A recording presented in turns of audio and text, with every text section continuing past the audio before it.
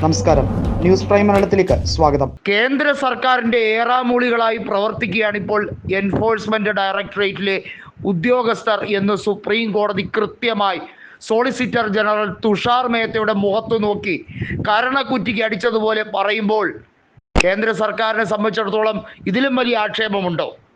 നിലവിൽ സുപ്രീം കോടതിയെ പൊതുശത്രുവായി പ്രഖ്യാപിച്ച് രാഷ്ട്രപതിയെ മുന്നിലിറക്കി സുപ്രീം കോടതിയുടെ അധികാരപരിധി മനസ്സിലാക്കണം എന്ന് പറഞ്ഞ് ദ്രൗപദി മുർമുവിനെ വലിയ തോതിൽ അതിന് ചുമതലപ്പെടുത്തി സംഘടനമുണ്ടാക്കാം എന്ന് കരുതിയ പ്രധാനമന്ത്രിക്കും മന്ത്രിസഭയ്ക്കും കണക്കൂട്ടൽ തെറ്റിയിരിക്കുകയാണ്.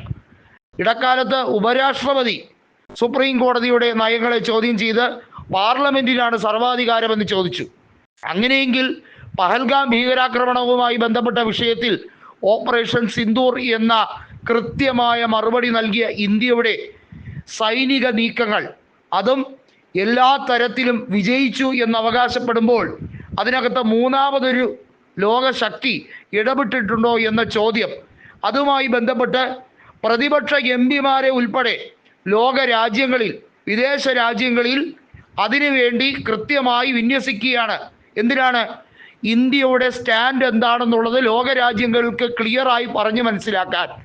ഇന്ത്യയുടെ നയം എന്നത് ഭീകരവാദത്തെ ഉന്മൂലനം ചെയ്യലാണ്, അതല്ലാതെ വെറുതെ ആക്രമണം നടത്തുകയല്ല.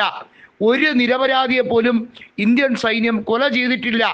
ഇന്ത്യൻ സൈന്യം നേരിടും നിറയ്ക്കും വേണ്ടി ഭീകരവാദത്തെ ഉന്മൂലനം ചെയ്യുകയാണെന്ന് തുറന്നു പറയുമ്പോൾ അത് പാർലമെന്റിൽ കേന്ദ്ര സർക്കാർ എന്തുകൊണ്ട് പാർലമെന്റ് യോഗം വിളിച്ചു ചേർക്കണമെന്ന് ഇന്ത്യയുടെ പ്രതിപക്ഷ നേതാവ് ആവശ്യപ്പെടുമ്പോൾ ചെയ്യുന്നില്ല. പകരം അയാളെ രാജ്യദ്രോഹി എന്ന് മുദ്ര കുത്തുന്നു. അയാൾ ഈ രാജ്യത്തിൻ്റെ സുരക്ഷയ്ക്ക് ഭീഷണി എന്ന് പറയുന്നു. എന്നിട്ട് അയാളുടെ പാർട്ടിയിലെ, അയാൾ പ്രദാനം ചെയ്യുന്ന പാർട്ടിയിലെ എംപിമാരെ നൈസായിട്ട് അവരെ പറഞ്ഞു വിട്ടുകൊണ്ട് ഇതാ കണ്ടോ, പ്രതിപക്ഷത്തുള്ള പല നേതാക്കളും ഞങ്ങളുടെ കൂടെയാണ് എന്ന് പറയുമ്പോൾ തൃണമൂൽ എംപിമാർ ചെയ്ത കാര്യത്തെ ന്യായീകരിക്കേണ്ടി വരും. തൃണമൂൽ കോൺഗ്രസ് പറഞ്ഞൊരു കാര്യമുണ്ട്, ഞങ്ങളിതാ വിശദീകരിക്കുന്നതിന് വേണ്ടി കേന്ദ്ര സർക്കാരിൻ്റെ നയത്തിന് വേണ്ടി ഞങ്ങൾ നിൽക്കുന്നില്ല. ഞങ്ങൾ ഇന്ത്യയുടെ മണ്ണിൽ തന്നെ ജനിച്ചവർ തന്നെ. പക്ഷേ നിങ്ങളുടെ ഈ രാഷ്ട്രീയ ബുദ്ധി എന്താണെന്നുള്ളത് മനസ്സിലാക്കാൻ ഞങ്ങൾക്ക് കഴിയും. കോൺഗ്രസ് ലിസ്റ്റിൽ ശശി തരൂറിൻ്റെ പേര് പരിഗണിച്ചില്ലാത്രേ. കോൺഗ്രസ് ലിസ്റ്റ് കൊടുക്കുമ്പോൾ ഇന്നയാൾ വേണം എന്ന് തീരുമാനിക്കാനുള്ള അവകാശം പോലും കോൺഗ്രസിന് ജനാധിപത്യ മാർഗത്തിൽ ഇല്ലേ?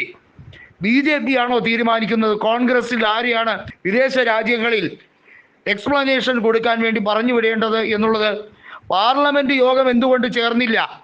ഓപ്പറേഷൻ സിന്ദൂർ വിജയകരമാണെന്ന് പറഞ്ഞു കഴിഞ്ഞിട്ടാണ് ഒന്ന് വാചലിപ്പിക്കുകയെങ്കിലും ചെയ്തത് പ്രതിപക്ഷ നേതാവായ രാഹുൽ ഗാന്ധി.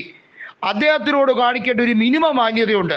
പ്രധാനമന്ത്രിയുടെ ഓഫീസിലേക്ക് ഒരു പ്രതിപക്ഷ നേതാവ് രാജ്യത്തിന് വേണ്ടിയാണ് നടന്നു എന്നത്, അല്ലാതെ മോദിയോട് ഒരു രീതിയിലും സംഭാഷണത്തിനോ ചായ സൽക്കാരത്തിനോ ചെന്നതല്ല. അദ്ദേഹത്തിന് മോദിയുടെ ഔദാര്യവും സ്നേഹവും ഒന്നും വേണ്ട. ഇന്ത്യയിൽ രാഹുൽ ഗാന്ധിയെ ഇന്ത്യൻ പൗരത്വം തന്നെ നിഷേധിച്ച് അദ്ദേഹത്തിൻ്റെ MP സ്ഥാനം തന്നെ റദ്ദാക്കാൻ നാണം കെട്ട കളി കളിക്കുന്ന നരേന്ദ്രമോദി, അമിത്ഷായി അറിഞ്ഞുകൂടാത്തോണ്ടല്ല. എന്നാൽ ഇന്ത്യ എന്ന രാജ്യത്തിൻ്റെ സുരക്ഷ സംബന്ധിച്ച വിഷയം വന്നപ്പോൾ പ്രതിപക്ഷ നേതാവ് ഈ രാജ്യത്തിന് വേണ്ടിയാണ് നരേന്ദ്രമോദിയുടെ ഓഫീസിലേക്ക് ചെന്നത്. അദ്ദേഹത്തിനെയാണ് അപമാനിച്ചുകൊണ്ട് രാജ്യവിരുദ്ധൻ എന്ന രീതിയിൽ പറയാൻ ശ്രമിക്കുന്നത്. സുപ്രീം കോടതിക്ക് നയപരമായി ഇടപെട്ടേ പറ്റൂ. കുനാൽ വിജയഷായെ പോലുള്ളവരെ എല്ലാ തരത്തിലും ന്യായീകരിക്കുന്ന അമിത്ഷായെയും കേന്ദ്ര സർക്കാരിനെയും കുടഞ്ഞേ പറ്റൂ. കൃത്യമായും എൻഫോഴ്സ്മെന്റ് ഡയറക്ടറേറ്റിനെ ഉപയോഗിച്ച് പ്രതിപക്ഷ പാർട്ടിയിലെ നേതാക്കളെ എങ്ങനെ ടാർഗറ്റ് ചെയ്യാം? മറിച്ച് ഈ രാജ്യത്ത് നടക്കുന്ന വലിയ കാട്ടുകൊള്ള, കോർപ്പറേറ്റ് അഴിമതി, വിദേശ നിക്ഷേപങ്ങളുമായി ബന്ധപ്പെട്ട കാര്യത്തിലും നിഴൽ കമ്പനികളിലെ നിക്ഷേപത്തെക്കുറിച്ചും കോർപ്പറേറ്റിന് അന്വേഷിക്കേണ്ട. ഇതാണ് ഇരട്ടത്താപ്പ്. പൊളിച്ചെടുക്കാൻ സുപ്രീം കോടതിക്ക് ഇതാണ് ഏറ്റവും പറ്റിയ അവസരം. BR ഗവായ് 2-1 അറിഞ്ഞിട്ട് ആ സ്ഥാനത്ത് നിന്ന് ഇറങ്ങുകയുള്ളൂ.